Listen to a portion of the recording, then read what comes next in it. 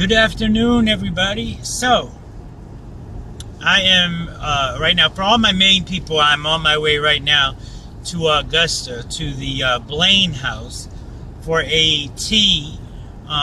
It is $5 a person, and everyone is invited. And it is to, it's a fundraiser for homeschool, for a homeschool association.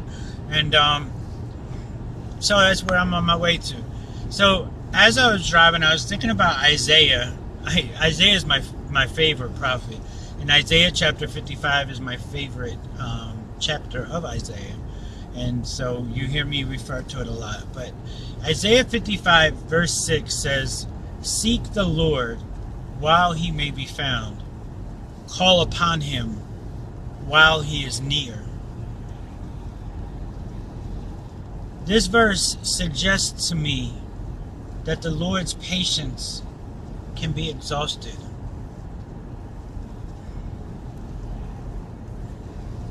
We don't know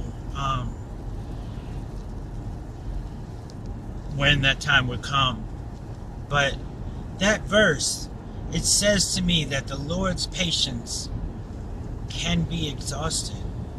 Seek the Lord while he may be found. Call upon him while he is near. You know, the Bible tells us of one definite time, of one absolute definite time that we can come and receive the hope of eternal salvation. The Bible tells us one definite time that we can do that. And the Bible says now. The Bible says now is the time of salvation. Now is the moment. Now is your moment of grace. And so, when I think about that verse and God's patience being tried, I wonder how many of us realize just how far away from, or how close to God we are. You know, do you know how close you are to God right now? Do you? Do you know how close you are to God, to the one true living God right now? You're as close as you want to be. As close as you choose to be. I think about Paul when he went up on Mars Hill and he saw all these statues and idols and all these statues, and each one had a plaque stating which god it was. And then there was even one that was that said, "To the unknown God." And so Paul, being moved by God, said something amazing to them. He said, "Though God is not far from each one of us." You know, when you sit back and you think about it, there comes a time when you have to figure,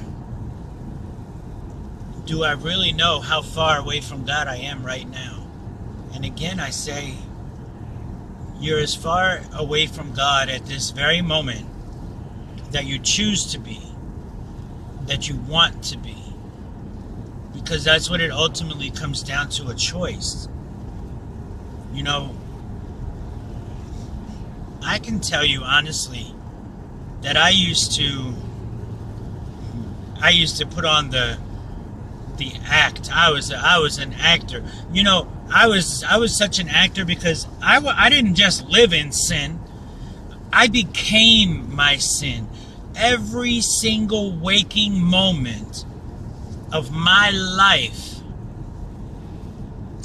was sin. It was an act. It was a lie. I was a lie. I was the lie. And so, again, it all comes down to a choice. We have a choice. We either choose life or we choose death. I mean, I don't even see much of a a decision there, you know. But there's a lot of people that choose death right now, and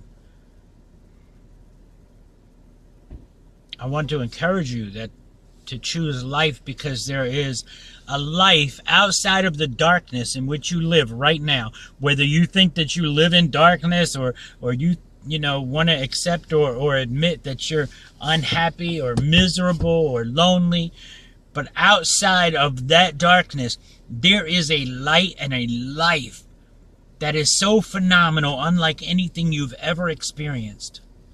And it's found only in Jesus Christ.